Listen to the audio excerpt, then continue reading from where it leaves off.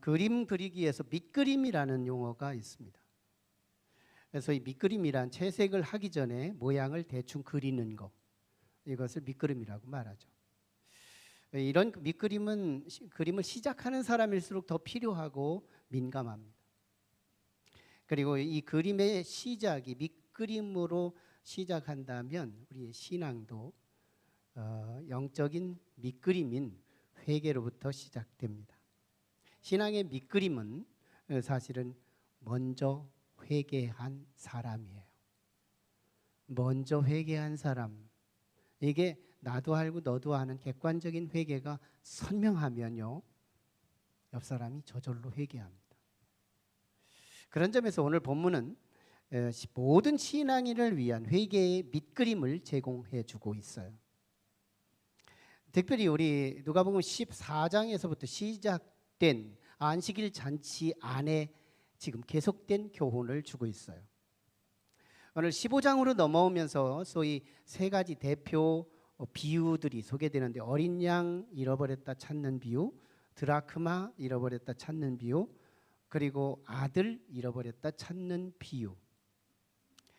이들은 같은 주제와 흐름을 다루고 있지만 사실상 내용에서 조금씩 차이를 우리에게 보여주고 있습니다. 가장 소중한 것들을 잃어버렸다가 찾았다는 사건을 통해서 기쁨이라는 공동주제를 가지고 있지만요, 실제는 잃은 양 100마리 중에서 하나를 잃어버렸고, 10개의 드라크마 중에서 하나를 잃어버렸고, 2 아들 중에서 하나를 잃어버렸다는, 합치고 보면, 조합해 보면 111.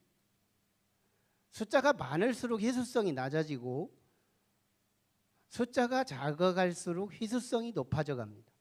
소중해진다는 얘기예요. 이야기의 화두가 보편적인 이야기에서 특별하고 중요한 이야기로 발전해 가고 있다는 얘기예요. 그 내용으로도 봐도요, 양, 그보다는 드라크마, 그보다는 아들, 소중한 주제들, 대상으로 바뀌어가면서 이 화두가 실제 성경이 말하고 싶은 의도, 그 주역에 대해서 소개하고 있다는 그런 말씀이에요. 귀중한 얘기로 이렇게 접어드는 이야기인데요, 이 앞에 있는 2 비유가 잃어버린 것을 찾기 위해 동분서주하고 열정을 보여주는 하나님의 모습을 그렸다면, 이제 오늘 본문에 나타난 잃어버린 아들에 대하여 비유한 말씀은 모든 죄인들이 어떻게 하나님 앞에 나아갈 수 있는가, 하나님께 나아가는 방법에 대해서 다루고 있는 그런 말씀이 오늘 말씀의 차이를 보여주고 있어요. 그런 점에서 오늘 본문은 누가복음 15장의 결론이고, 그리고 누가복음 전체의 중심 주제이며 성경 전체의 복음 중에 복음에 해당이 되는 말씀입니다. 그리고 비유를 대입한다면 여기서 아버지는 하나님을 뜻하고, 그리고 첫째 아들은 바리새인 지도자들, 종교 지도자들과 유대인, 이미 믿은 성도들을 말하고, 세 번째, 2번째 아들에 해당되는 대상은 역시 죄인들, 이 땅에 죄를 짓고 있는 모든 사람들, 그리고 이방인, 하나님을 믿지 않는 모든 사람을 예표하고 비유하고 있다는 겁니다. 오늘 이야기는 이렇게 전개되고 있어요. 어떤 사람이 2 아들이 있었는데, 둘째 아들이 아버지가 돌아가실 때나 분깃을 받을 수 있는 것을 미리 달라고 졸라대서 그 분깃을 요청하는 내용으로 시작합니다. 아버지의 간섭을 벗어나고 싶은 욕구가 먼저고 재물이 나중인 건데요, 사람들은 누구나 아버지의 간섭을 싫어한다는 거예요. 그러면서 이 둘째 아들은 결국은 아버지를 이겨요. 실제는 아버지가 만류했을 겁니다. 너는 아직 일러. 그리고 이스라엘 전통은 아버지가 죽을 때 나누는 거예요.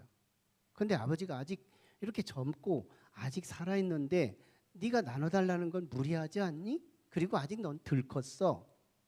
그래서 이 물질을 관리할 능력이 부족해. 아마 만류했을 겁니다. 사랑하는 부모였고 성숙한 부모였기 때문에 만류했겠죠. 그러나 자식 이기는 부모 없다고 이 부모는 자식에게 사실상 주지 않을 수가 없었어요. 사랑하기 때문에.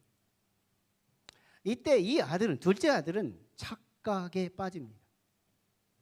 자기는 아버지를 이기고 산다. 아버지를 이겼다.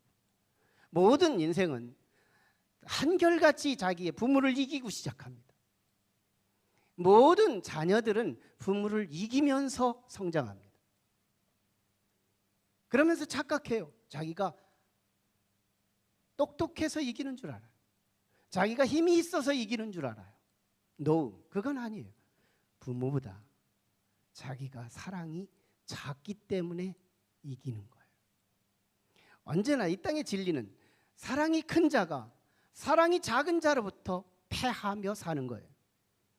내가 누군가에게 의도적으로 지고 있다면, 그것이 어떤 감정몰이에서 내가 지고 있다면 나는 그 사람에게 이미 너보다 사랑이 크다는 증거입니다. 이 모습은 하나님께도 동일합니다. 사람들은 하나님의 간섭을 싫어해요. 본능적으로 자연인, 엄마 뱃속에서 태어난 모든 인류는 다 하나님의 간섭을 싫어해요. 그래서 우리가 우상에 빠지는 거예요. 우상을 믿는 순간 우상은 우리에게 주문하지 않습니다. 숙제를 내지 않아요. 우리에게 간섭하지 않는 것이 우상의 특징입니다. 내가 우상 하나를 가슴에 품고만 다니기만 하면 우상이 오늘 새벽기도 하라고 말하지 않아요. 전도하라고 말하지 않아요. 봉사하라고 말하지 않아요. 어떤 것도 우리에게 주문하지 않아요. 간섭하지 않아요. 그래서 우상을 믿는 거예요. 편하거든요. 그래서 우리는 하나님의 간섭을 피하기 위해서 하나님을 멀리 하고 있다는 겁니다. 그러면서 우리는 하나님을 떠나서 살면서 때로는 착각에 빠집니다. 나는 하나님을 이기고 산다. 우리는 똑똑해서 하나님 없이도 산다고 생각해요. 우리는 능력이 있어서 하나님 없이도 충분히 살 수 있다고 착각하며 살아요. No, 아닙니다. 우리보다 하나님의 사랑이 더 크기에 내가 하나님의 자격에 미달되지만 그럼에도 불구하고 더 크신 은혜, 더 크신 사랑이 우리를 아직 믿음의 반열로 들어오지 않았는데 우리를 보듬어요. 우리를 채워요. 이른 비와 늦은 비로 공급해요. 하나님의 은혜는 다함이 없이 우리에게 계속 믿는 자와 믿지 않는 자에게 은혜를 골고루 뿌려주시는 그 하나님, 우리보다 사랑이 크기 때문입니다. 자식이 알든 모르든 부모의 사랑은 자식들에게 흘러가는 것처럼 우리 하나님께 그 사랑과 그 은혜는 우리가 알든 모르든 우리에게 흘러와서 오늘 여기 우리에게 있다는 사실입니다. 이것은 우리에게 사실인 거예요. 이건 성경의 선포이고 그리고 사실입니다. 이 둘째 아들이 며칠 안 돼요. 아버지가 준 재산 아마 3분의 1이겠죠.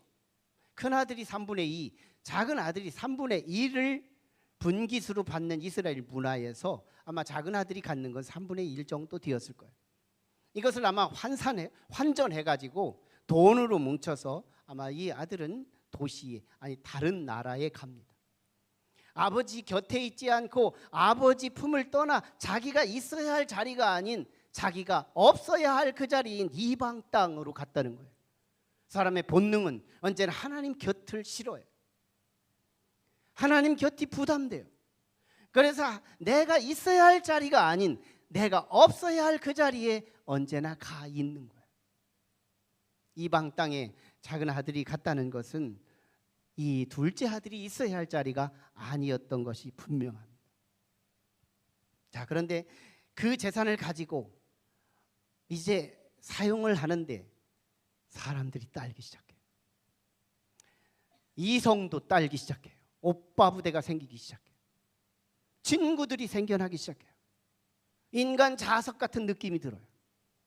이 아들은 다시 두 번째 착각에 빠집니다. 내가 똑똑해서 그런가? 내가 매력이 있어서 그런가? 내게 능력이 있어서 그런가? 내게 남의 없는 어떤 것이 있기 때문이 그런가? 이 아들은 두 번째 착각에 빠집니다. No, 아닙니다.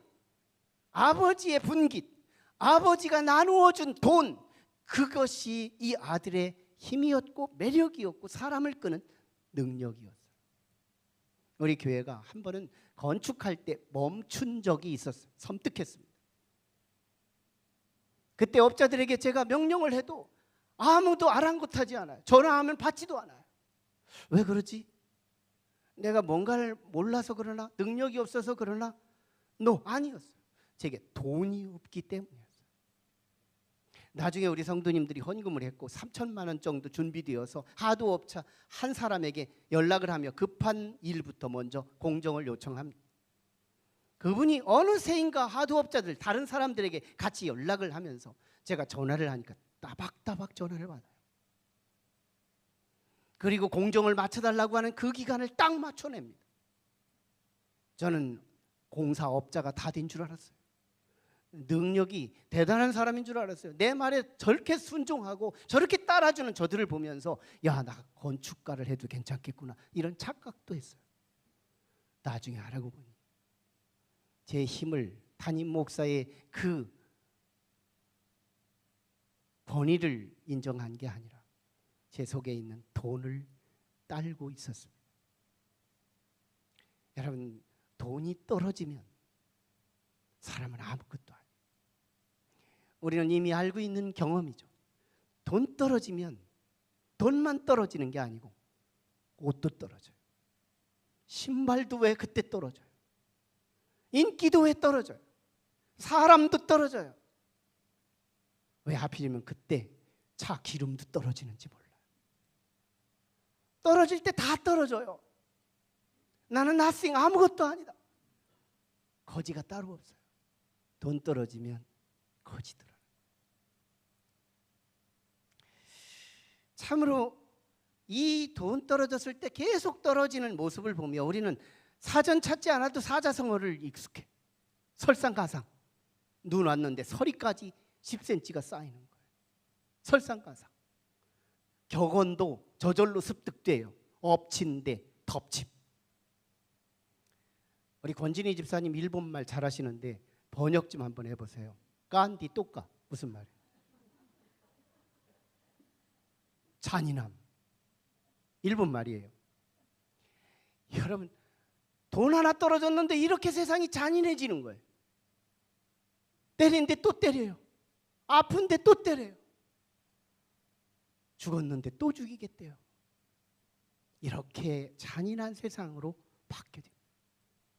설상가상, 인재재앙이 우리 속에 동서남북으로 보이는데 거기에 천재지변까지 임합니다. 기근이 임하는 거예요. 기근. 1차 농번 사이에 기근이라는 어떤 메시지예요. 논농사 지어서 먹고 살고 밭농사 지어서 먹고 사는데 비가 안 내리는 거예요. 몇 개월, 아니 6개월, 아니 1년 가까이 비가 안 내리면 이 땅은 척박해서 먹고 사는 게 어려워져. 이상하죠. 비만 안 내리는데 인정이 사라져요. 인정이 메말르기 시작해요. 사람이 정이 없어요. 자기 중심이에요.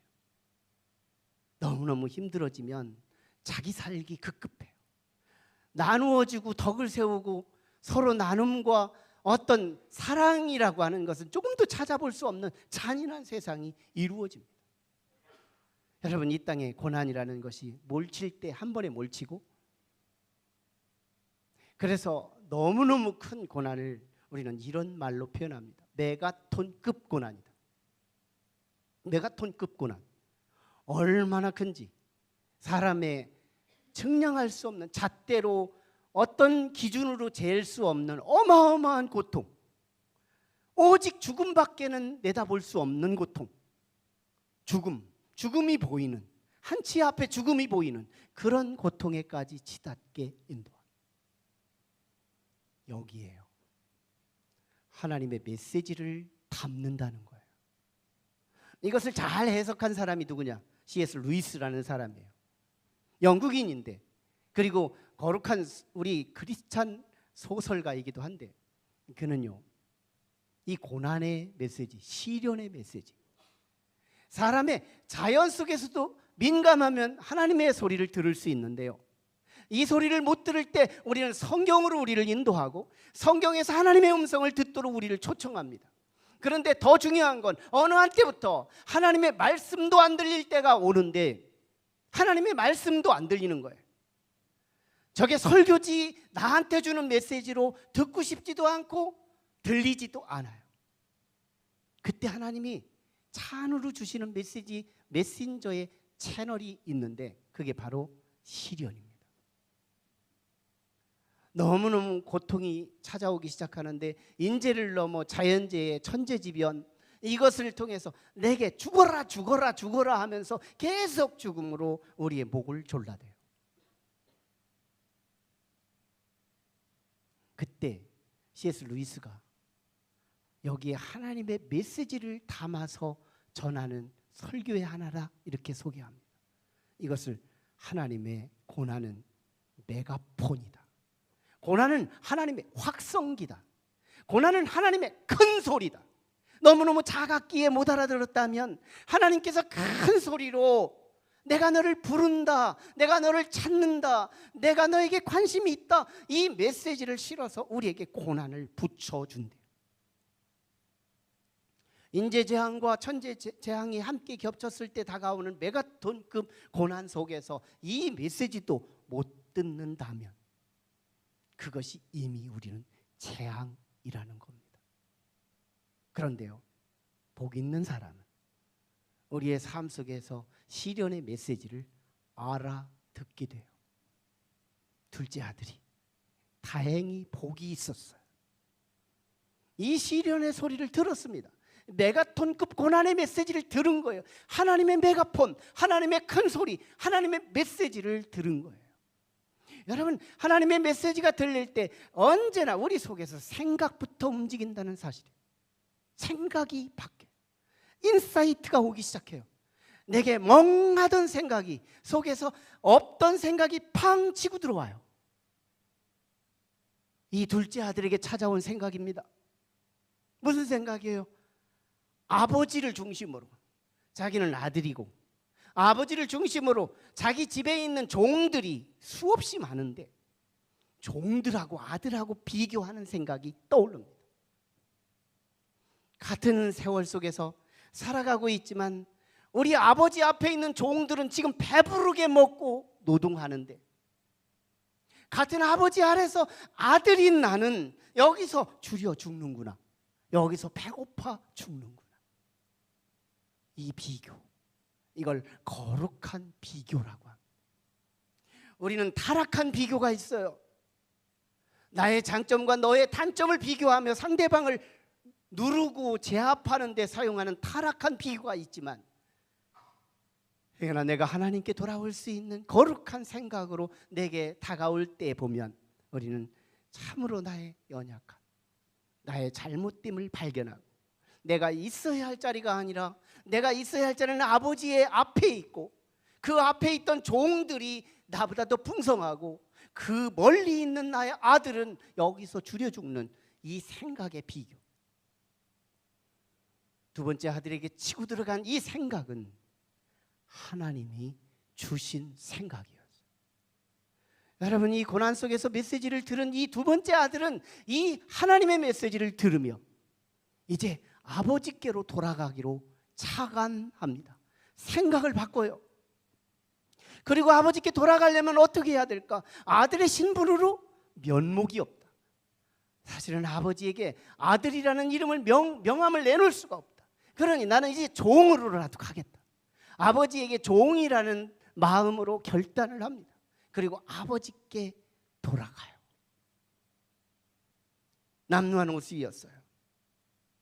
다 떨어진 신발이었어요. 덥수룩한 수염이었어요. 거지가 따로 없었어요. 파리한 몸, 파리한 얼굴에 아버지께 돌아가는 그 모습은 너무너무 초췌한 거지 한 사람이었어요. 하지만 아버지는 아들이 떠나는 그날부터 이미 기다리고 있었어요. 아버지는 이미 용서하고 기다렸어요. 아버지와 아들 사이가 아직 먼데 눈이나 찌푸려야 보일까 말까 석양 속에서 보여 비춰지는 그 아들. 아들은 아버지 집에 의도적으로 오고 있었고, 아버지는 언제 아들이 올지 모르는 불특정한 시간 속에서 기다리고 있는 아버지. 그런데 누가 먼저 봐요? 아버지가. 관심 있는 자가 먼저 보는 법이죠. 아버지는 아들에 대하여 관심을 24시간 가지고 있었고, 아들은 아버지를 떠난 때부터 관심 끝나고 말았습니다. 그때 아버지가 아들을 먼저 봐요. 그리고 먼저 발을 띄어요. 그리고 달려가요. 그리고 허리를 허깅하지 않고, 그리고 악수하지 않고 그의 목을 어긋맡겨서 기쁨에 극대화. 너무너무 보고 싶었던 사람의 보물 같은 기쁨, 너무너무 마음 끌어안는 거예요. 그리고 입을 맞춰요. 너무너무 사랑하는 아들. 더럽지가 않아요. 거지 얼굴이에요. 거지 입이에요. 아마 칫솔질도 한번 하지 않았던 아들일지도 몰라. 그런데 그 아들이 더럽지가 않아. 사랑은 모든 더러움을 능가합니다. 아들은 면목이 없어서 준비한 멘트 하나 날립니다. 아버지, 나 이제부터 아들 자격이 아니라 아버지 앞에 있는 종들처럼 나 그 신분으로 아버지 앞에서 옆에 있게만 해주세요. 아버지는 아들의 멘트 따위는 아랑곳 없이 아버지의 바쁜 일들을 명령하기 시작해요. 종들에게 명령합니다. 얘들아, 집이 준비해 놓은 새것, 새옷 빨리 가져다 이 아이에게 입혀라. 아버지는 이미 집 나갔을 때 아들의 옷을 준비해 놓고 있었던가 봐요. 그리고 이 아들에게 가락지를 끼우래요. 옷을 갈아입히는 건 아들의 신분의 변화요. 가락지를 다시 끼우는 일은 아들에 대해서 다시 분깃, 나누어질 분깃이 또 있다는 얘기예요. 아들에게 신발을 신기라고 했을 때 아들에게 자유가 다시 선포되는 메시지예요. 아들을 위해 살찐 송아지를 잡으라고 하니 배고픔은 이제 끝났다는 이 얘기예요. 이제는 잔치를 베풀자고 하니 아들 돌아온 한 사건 때문에 아버지의 기쁨은 종들의 기쁨이요 큰아들의 기쁨이어야 하고, 그리고 거기 있는 주변에 있는 많은 동네 사람들과 함께 기뻐해야 하는, 천국의 천사들까지 함께 기뻐해야 하는 축제로 이루어지게 됐다는 거예요. 여러분, 여기에 대해서 화가 중에서 17세기에 렘브란트라고 하는 화가가 돌아온 탕자를 소재로 해서 그림을 그린 그림이 있는데요. 얼마 전에 제가 보여드렸던 그림이기도 합니다. 렘브란트는 돌아온 아들에 대해서 아버지의 두 손을 그리는데, 오른손 그리고 왼손을 아빠의 손과 엄마의 손으로 차등 있게 그립니다. 왼손은 아버지 손이에요. 힙줄이 툭툭 나와 있어요. 그리고 오른손은 엄마의 손이에요. 길쭉길쭉하고 늘씬늘씬하고 아름다워요. 그런데 왼손은 조금 구부려 있고 오른손은 살짝 펴서 보듬고 있습니다. 아버지의 두 마음을 다 표시한 렘브란트의 신앙 고백인데요. 아버지의 손으로 아버지의 의지를 분명히 드러내는 화가의 신앙이에요. 아버지는요, 왼손을 통해 살짝 힘줄 있는 손으로 아들의 옷자락을 붙잡으며, 아들아, 나는 이제 다시는 너를 놓치지 않으리라. 다시는 너를 놓치지 않으리라. 이 메시지 우리 하나님께서 저와 여러분에게 하고 있는 거예요. 주님이 여러분들을 다시 놓치지 않겠대요. 다시는 놓치지 않겠다. 하나님의 힘 있는 근육과 힘줄로 하나님의 힘을 다해서 너를 붙잡아 주겠대요. 렘브란트가 그린 아버지의 오른손은 엄마의 손으로, 그래 아들아, 너 세상에서 얼마나 고생했니? 얼마나 배고팠니? 얼마나 추웠니? 얼마나 힘들었니? 도닥거려주는 엄마의 따뜻한 손. 이건 아버지의 똑같은 손이었어요. 아버지께 돌아오자 이 아들은 신분이 회복돼요. 배고픔이 회복돼요. 미래가 보장돼요. 이 아들은 옛날보다 아버지가 달라졌어요. 옛날에는 밋밋하게 나를 관리하더니 이제는 나를 이벤트의 주인공으로 삼아요. 여러분, 회개는 시쳇말로 대박 언약입니다. 회개는 어마어마한 축복의 언약이에요. 성경에서 이 회개의 언약을 붙잡은 사람, 이 사람이 얼마나 큰 축복인지 몰라요. 여러분, 오늘 메시지는 아버지의 이야기는 다음 주에 나누고, 오늘은 돌아온 두 번째 아들의 이야기가 핵심인데요. 여러분, 이 메시지는 메인 메시지로 오늘 우리에게 주시는 교훈이 뭐냐면 회개의 모델이라는 거예요. 회개의 밑그림이라는 거예요. 이제는 그 위에 어떤 채색을 하느냐에 따라 우리의 신앙이 어떻게 발전할 거 있고 어떤 미래에 우리의 신앙의 성장과 성숙이 일어날지를 우리는 그 채색 위에 생겨날 것이지만 우리의 신앙의 출발은 분명히 회개의 밑거름 위에서 출발합니다. 그런데 그것이 얼마나 크게 시작하는 건지, 얼마나 큰 축복인지, 하나님의 아버지의 사랑이 내게 집중되는 그 축복이 내게 임하는 거예요. 여러분, 성경은 회개가 회개를 이룹니다. 이 이야기로 가득 채워요. 여러분, 우리 베드로, 안드레, 이게 형제거든요. 그런데 예수님의 제자가 누가 먼저 제자가 되느냐? 안드레가 먼저 제자 돼요. 그리고 안드레가 예수님의 제자가 됐다는 건 회개를 먼저 했다는 얘기예요. 그리고 나서 가장 먼저 한 일이 뭐냐? 전도한 게 아니에요. 가장 먼저 와서 예수님 섬긴 게 아니에요. 안드레가 예수님 만나 회개하고 가장 먼저 한 것이 뭐냐면 자기의 형제인 시몬 베드로를 그리스도께로 인도하는 거예요. 베드로의 회개 사건입니다. 회개가 회개를 낳아요. 바울 사도는 그가 다메섹 도상에서 회심에 아주 이벤트성 있게 회심합니다. 그런데 이 회개 사건이요, 이 바울의 모든 복음을 증거할 때마다 언제나 단골 손님, 단골 멘트처럼 쏟아지는데, 언제나 복음을 이방인들에게 전하거나 회당에서 유대인들에게 전할 때마다 자기가 다메섹에서 주님을 만난 이야기를 꼭 전제해요. 그리고 하나님의 말씀을 섞어요. 그리고 바울이 뭐라고 말하냐? 나의 복음을 너희에게 전하노니. 나의 복음, 객관적인 복음 아니에요. 나의 회심한 이야기가 섞여진 하나님의 복음, 그걸 나의 복음이라고 그래요. 여러분, 나의 복음이 있으신가요?